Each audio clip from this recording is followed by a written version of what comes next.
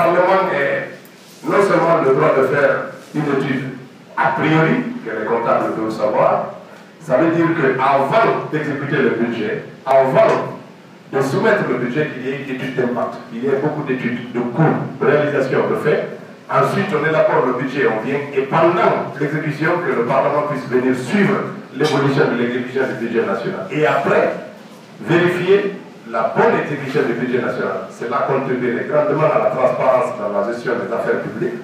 On ne pourrait pas avoir des scandales à répétition, des suspicions, des trucs, parce que quelquefois, il y a des responsables qui sont de bonne foi, qui peuvent imaginer que tel ouvrage peut coûter tel montant, et puis à l'arrivée, le montant a doublé ou triplé parce que les réalités du marché évoluent.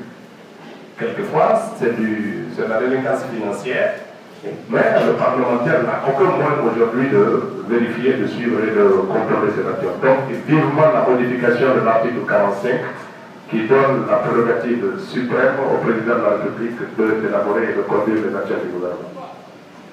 Aussi sur la responsabilité. Vous savez, aujourd'hui, même quand un gouvernement se retrouve dans l'incapacité, comme on en a connu dans ce pays, de conduire les affaires du pays, ou inefficace, parce qu'il ne fait pas le résultat, le Parlement n'a aucun pouvoir pour les démettre. On ne peut pas voter comme dans un régime parlementaire des motions de censure qui pourraient faire chuter le gouvernement et amener à une reprise vigoureuse des affaires du pays par une autre équipe. Aujourd'hui, le gouvernement, quel que soit ce qu'il fait, il dépend exclusivement de la volonté du président de la République, ce qui fait qu'un ministre peut faire n'importe quoi et venir au Parlement, le parlementaire ne fait rien, mais s'il ne fait pas plaisir au président de la République, il peut être démis de ses fonctions. C'est quelque chose, je pense qu'il faut le voir, créer un mix entre un régime parlementaire ouvert où le gouvernement pourrait tomber à répétition, ce qui n'est pas non plus bon pour la stabilité, un régime présidentiel fort qui fait la part belle à l'exécutif. Tantôt j'ai indiqué que la démocratie n'est pas la dictature de la majorité. Souvent quand on discute avec les collègues de la mouvance présidentielle, on les entend souvent nous dire « vous avez juridiquement tort parce que vous êtes politiquement minoritaire ». Ce qui est vrai, parce qu'à dernier ressort de l'Assemblée, ce sont les votes. Mais, ce qui explique aussi qu'il faut revaloriser les pouvoirs de l'Assemblée nationale. Parce que dans le Parlement, il y a une règle, le fait majoritaire oblige, et ça c'est systématique dans tous les régimes, à soutenir l'exécutif. Quelle que soit la politique de l'exécutif, soutenir l'exécutif est plus fort que se rebeller pour les principes démocratiques et pour la transparence dans notre pays. Donc comment faire en sorte que la majorité ne dicte pas sa volonté au mépris de certains principes de fonctionnement en s'abritant exclusivement derrière le vote? Comment le faire? Je pense que c'est une réflexion qui est engagée pour redonner un peu plus de pouvoir à l'opposition, notamment dans l'élaboration de l'ordre du jour de réunion, en donnant beaucoup plus de temps aux questions au gouvernement. Nous, on serait tenté de proposer par exemple que chaque séance à l'Assemblée nationale soit ouverte comme dans les parlements britanniques par une heure de questions au gouvernement pour que les ministres puissent venir devant les parlementaires de façon obligatoire pour répondre des actes qu'ils commettent tous les jours dans le pays. Et vous avez des ministres en Guinée qui ne sont jamais venus au Parlement, qui peuvent gouverner. Encore aujourd'hui, on a été installé depuis le 13 janvier, on n'a toujours pas vu des ministres et de membres du gouvernement. Ils s'en fichent du Parlement, alors que le Parlement est là. Il y a des problèmes dans le pays, ils ne viennent pas, ce n'est pas leur problème. Si tous les matins ils vont voir le président de la République lui dire assalamu alaikum, c'est terminé. Le reste, ils s'en foutent du Parlement. Je pense qu'il faut rendre l'explication au peuple de Guinée, parce que le Parlement, c'est l'émanation du peuple. Il faut qu'ils viennent obligatoirement nous expliquer ce qu'ils font tous les jours. Il y a beaucoup de scandales qui se passent dans le pays quotidiennement. On a entendu l'affaire des surfacturations, on a entendu les assassinats, on a entendu les jeunes qui ont été assassinés, qu'on nous a présentés comme des Guinée News l'a commenté, qu'on nous a présentés comme délinquants.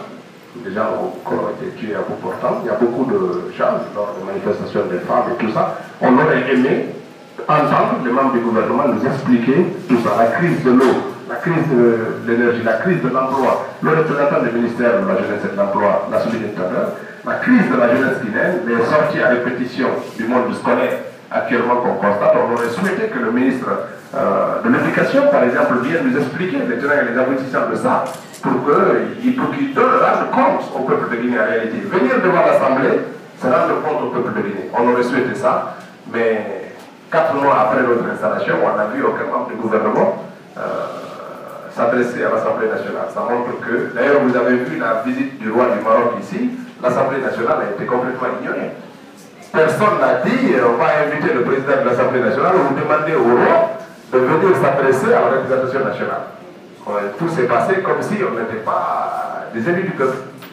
Si 4 mois après, on a des collègues qui sont arrivés de l'intérieur, qui n'ont toujours pas de logement à Conakry, ils sont tous retournés.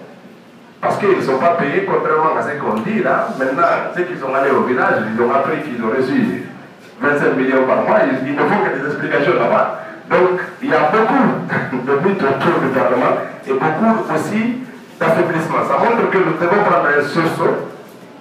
La revitalisation de nos institutions, ça passe par des réformes fortes pour donner le pouvoir à ceux qui ont droit d'exercer le pouvoir, surtout le pouvoir confié par les populations. Alors, je ne vais pas m'étendre là-dessus, c'est le sujet sur lequel j'ai élaboré, j'ai expliqué c'était quoi le mythe, au côté du quoi je voulais aborder le sujet. La deuxième, c'est d'expliquer l'organisation de l'Assemblée nationale, une institution qui représente les élus du peuple, et qui est monocamérale dans le cas de la Guinée, bicamérale sur le plan international, et qui a 2 missions essentielles, l'élaboration et le vote des lois et le contrôle de l'action du gouvernement. Dans le cas de la Guinée, ces 2 missions théoriques qui lui sont confiées s'exercent avec beaucoup de difficultés, qui sont créées par notre constitution et le règlement intérieur qui ont été élaborés par une majorité extrêmement complaisante à l'époque du PIP, dont nous essayons de changer aujourd'hui. Je vous remercie. Merci, honorable Ousmane Gara Diallo. Donc on va donner la parole aux participants. Vous l'avez compris au passage, c'est un député qui parle d'une Assemblée nationale prête à aider le peuple devant un gouvernement qui n'est peut-être pas très gentil. Donc c'est aussi un opposant qui parle. Des piques contre le président, contre le gouvernement. On attend votre réplique.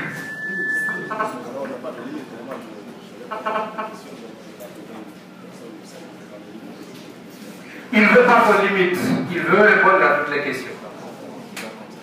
Allez-y.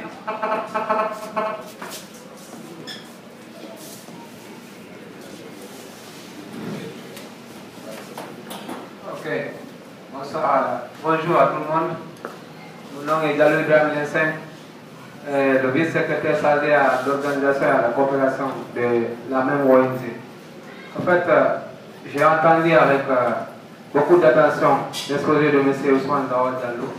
Mais j'aimerais savoir quelle est sa proposition pour que la Guinée puisse sortir de cette faiblesse, ou bien s'il le faut même, vous allez m'excuser du terme, des institutions guinéennes. Je me rappelle quand Obama était venu au Ghana, l'Afrique n'a pas besoin de gens forts.